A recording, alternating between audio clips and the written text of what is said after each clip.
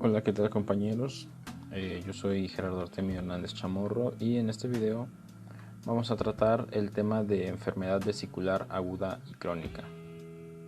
Dentro de los contenidos que vamos a abordar en este video tenemos como punto número 1 la colecistitis aguda, en el punto número 2 una colecistitis crónica, el punto número 3 el diagnóstico, seguimos con el tratamiento en el punto número 4, las complicaciones en el punto número 5 y los criterios de referencia en el punto número 6. Iniciamos entonces con el punto número 1, que es la colecistitis aguda. Esta es la principal causa de consulta a urgencias y de consulta externa en cirugía general en el país y afecta principalmente a personas mayores de 40 años y predomina en mujeres con una relación de 2:1 respecto a los hombres.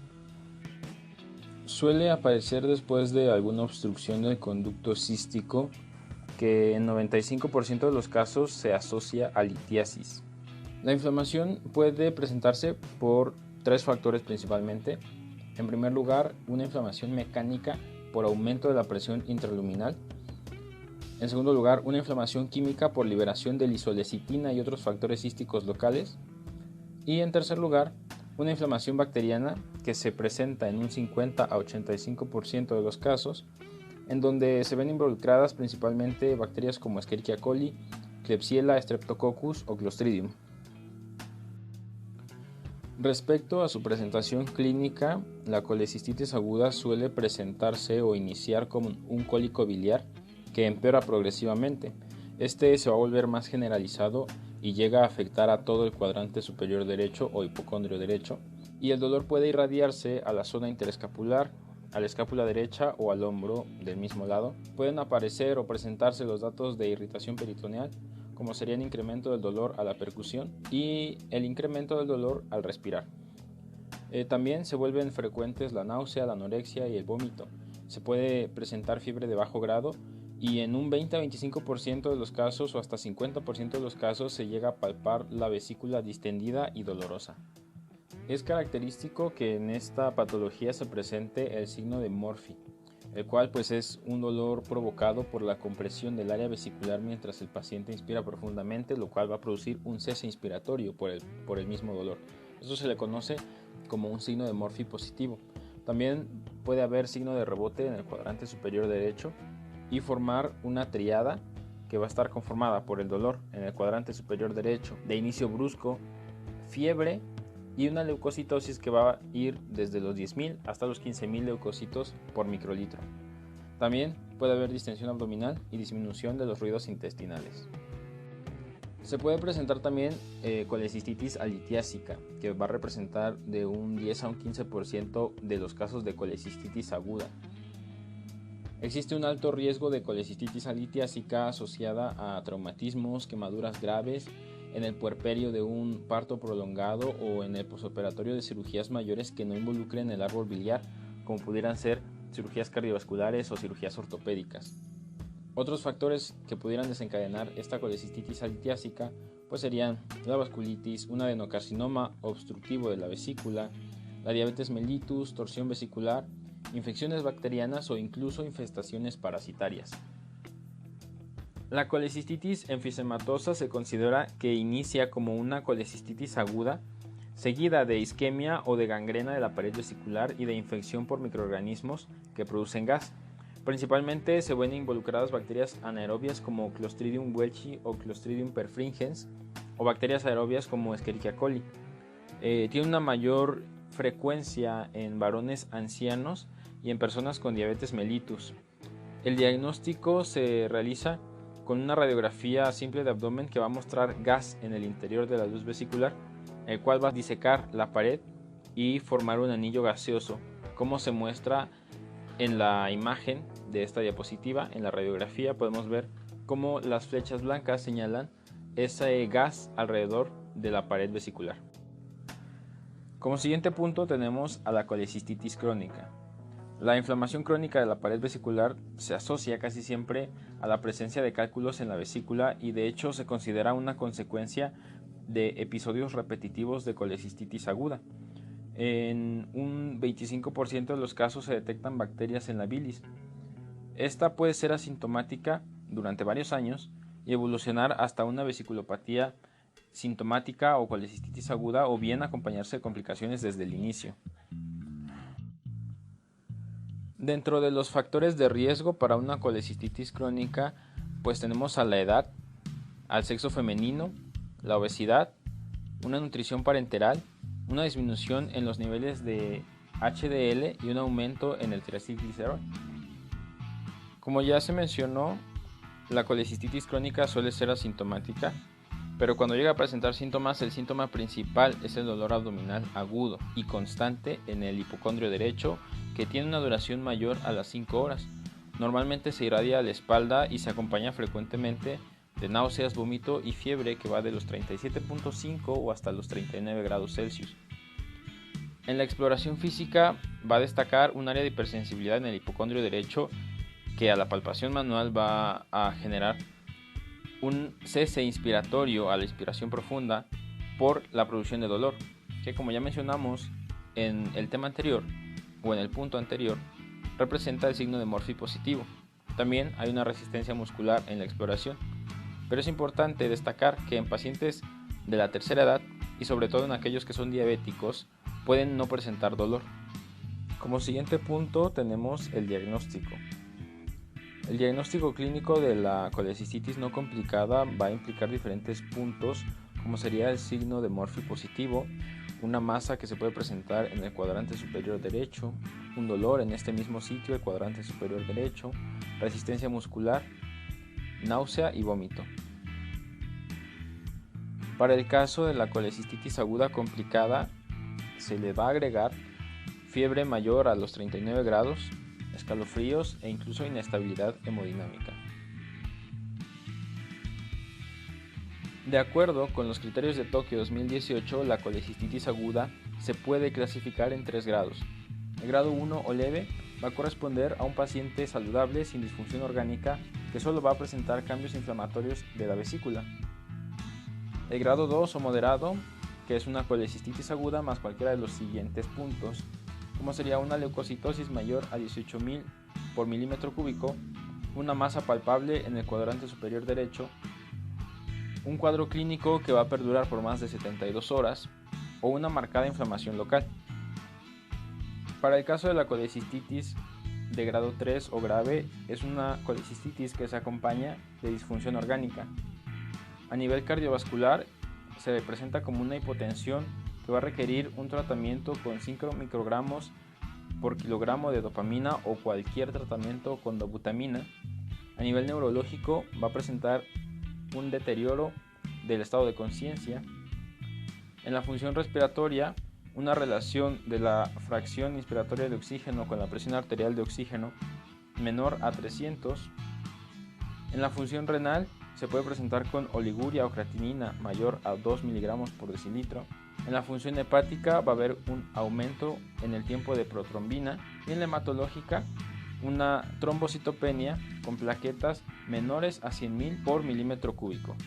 En los estudios de laboratorio encontramos que la biometría hemática va a reportar leucocitosis, se va a observar un aumento o elevación de la proteína C reactiva y se puede recurrir al hemocultivo y al cultivo de secreciones para determinar la presencia de microorganismos y así escoger el mejor antibiótico para el tratamiento.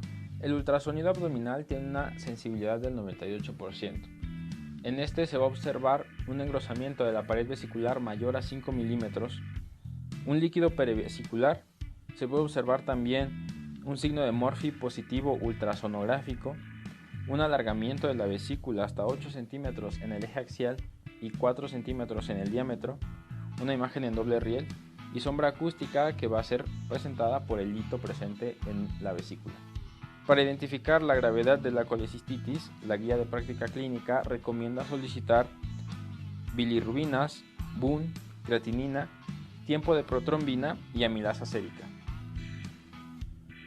En esta imagen, las flechas blanca y roja representan la imagen en doble riel que se observa y también las flechas en el número 2 el líquido perivesicular y en el número 1 el engrosamiento de la pared vesicular.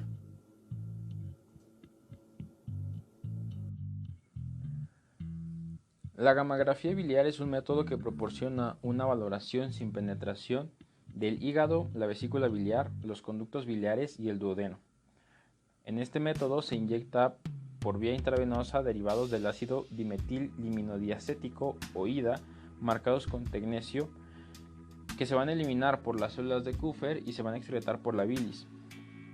El tiempo de captación hepática tarda unos 10 minutos, mientras que el tiempo de captación de las vías biliares y del duodeno unos 60 minutos. Este estudio es útil cuando se sospecha de colecistitis aguda, pero la clínica y el ultrasonido no han sido del todo concluyentes. En la colecistitis aguda no se observa la vesícula y se llena con rapidez el colédoco y el duodeno. A esto le llamamos exclusión vesicular, y también se puede presentar signo de Rim, que representa un aumento en la radioactividad de la vesícula. La prueba de obstrucción del conducto cístico indica con firmeza el diagnóstico de colecistitis aguda, y de hecho este método tiene una sensibilidad y especificidad del 95%. Dentro de las diferentes patologías que debemos excluir para llegar al diagnóstico de la colecistitis, destacan la úlcera péptica perforada, la apendicitis aguda, una obstrucción intestinal, una colangitis aguda bacteriana, un cólico renal o biliar, una pilonefritis, una angina de pecho o hepatitis aguda. En el punto número 4 hablaremos del tratamiento. En pacientes con colelitiasis que evolucionan a una colecistitis, el uso de AINES no ha demostrado eficacia en la remisión de la enfermedad. Sin embargo, es importante su uso para el control del dolor. La selección del antibiótico para el tratamiento va a depender de diferentes puntos, principalmente la susceptibilidad del microorganismo, la cual se obtiene a través del antibiograma, la administración previa de algún antibiótico, la presencia o no de disfunción renal o hepática, y la gravedad de la colecistitis. Para la colecistitis de grado 1 se recomienda el uso de un solo antibiótico, mientras que para la colecistitis de grado 2 y 3 se recomienda el esquema de doble antibiótico. También es importante agregar metronidazol cuando haya presencia o sospecha de la presencia de anaerobios. El tratamiento quirúrgico también va a depender del grado de la colecistitis que presente el paciente. Para la colecistitis de grado 1 o leve, la colecistectomía laparoscópica es el procedimiento de elección. En el caso de la colecistitis de grado 2, la colecistectomía laparoscópica también es de primera elección. Sin embargo, va a depender de la experiencia del cirujano, ya que la vesícula puede presentar inflamación grave y ser un poquito más difícil su extracción. En casos de inflamación grave se recomienda un drenaje temprano, que puede ser quirúrgico o percutáneo, y se va a posponer la cirugía hasta que disminuya la inflamación. En la colecistitis de grado 3, el manejo urgente es el de la falla orgánica. Se va a tratar o hacer un tratamiento de la inflamación local, se va a hacer un drenaje de la vesícula y la colecistectomía laparoscópica se va a realizar hasta que las condiciones generales del paciente hayan mejorado. Se prefiere la laparoscopía contra la colecistectomía abierta por diferentes razones, principalmente porque tiene una menor mortalidad, también tiene una menor incidencia de complicaciones, tiene un menor tiempo de estancia hospitalaria, la incorporación a la vida laboral es más temprana. Como punto número 5 y ya acercándonos hacia el final, vamos a hablar de las complicaciones de la colecistitis. En primer lugar, el empiema y la hidropesía. El empiema de la vesícula suele ser consecuencia del avance de la colecistitis aguda con obstrucción persistente del conducto cístico hacia una sobreinfección de la bilis que se encuentra estancada por alguna bacteria piógena. El cuadro clínico suele ser similar al de una colangitis, que va a presentar fiebre alta, dolor intenso en el cuadrante superior derecho, una leucocitosis marcada y va a conducir a una postración. El empiema de la vesícula va a implicar un alto riesgo de septicemia por gram negativos o incluso perforación vesicular. Para el caso de la hidropesía o mucosele también puede deberse a una obstrucción prolongada del conducto cístico, en general por un cálculo único pero de gran tamaño. En este caso, la luz de la vesícula obstruida se va a distender de manera gradual, que puede ser ya sea por acumulación de moco, en el caso de mucosele, o de un trasudado líquido, que sería la hidropesía, producido generalmente por células del epitelio de la mucosa. Como otra posible complicación se encuentra la gangrena y la perforación. La gangrena de la vesícula se debe a isquemia de su pared y a necrosis ística que puede ser completa o en focos. Suele ser consecuencia de la distensión acentuada de la vesícula o una vasculitis, también puede ser diabetes mellitus, un empiema o torsión que van a originar oclusión arterial. A menudo, pues, la gangrena va a facilitar la perforación de la vesícula. Casi siempre, las perforaciones localizadas son limitadas por el epiplón o por adherencias generadas por episodios recurrentes de inflamación vesicular. La sobreinfección bacteriana del contenido extravasado de la vesícula pues va a inducir la formación de abscesos. En los casos de perforación libre, pues esta es menos frecuente, pero llega a tener una tasa de mortalidad cercana al 30%. Estos pacientes pueden presentar un alivio brusco pero transitorio por descompresión de la vesícula, pero que va a seguir de signos de peritonitis generalizada. Otra complicación podría ser la formación de fístulas e hilio biliar. La inflamación con formación de adherencias puede originar fistulización de un órgano adyacente que se haya adherido a la vesícula. Las fístulas del duodeno pues son las más frecuentes, pero van a estar seguidas por aquellas que afectan al ángulo hepático del colon, el estómago o el yeyuno, la pared abdominal o incluso la pelvis renal. Estas fístulas se pueden diagnosticar a través de los estudios con contraste de bario o la endoscopia del tubo digestivo superior o del colon. Y el tratamiento en estos pacientes pues suele ser la colecistectomía con una exploración del conducto colédoco y el cierre de los trayectos fistulosos. El hilio biliar es una obstrucción intestinal mecánica ocasionada por el paso de un gran cálculo biliar hacia la luz intestinal. Este cálculo suele penetrar en el duodeno a través de una fístula que se establece a ese nivel. El lugar donde se produce la obstrucción por el cálculo impactado suele ser la válvula ileocecal, esto siempre y cuando el calibre del intestino delgado sea el normal, ¿no? La mayoría de los pacientes no refiere antecedentes de síntomas biliares ni alguna manifestación que sugiera colecistitis o fistulización. Se considera que los cálculos grandes, que son aquellos que miden más de 2.5 centímetros de diámetro, van a predisponer a la formación de fístulas debido a una erosión gradual en el fondo de la vesícula. En algunas ocasiones, pues, el diagnóstico se confirma por medio de radiografía simple de abdomen o el estudio con bario. Por último, mencionaremos los criterios de referencia. Ante la sospecha de colecistitis aguda, se debe enviar al paciente de forma rápida al segundo nivel de atención. Según sea la gravedad, la referencia puede ser al servicio de urgencias o a la consulta externa de cirugía general.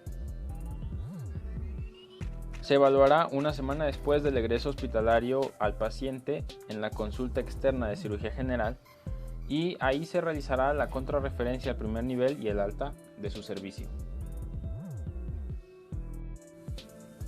Bueno, compañeros, así es como llegamos al final de este tema de enfermedad vesicular aguda y crónica. Les agradezco mucho su atención. Espero que se encuentren muy bien. Hasta luego.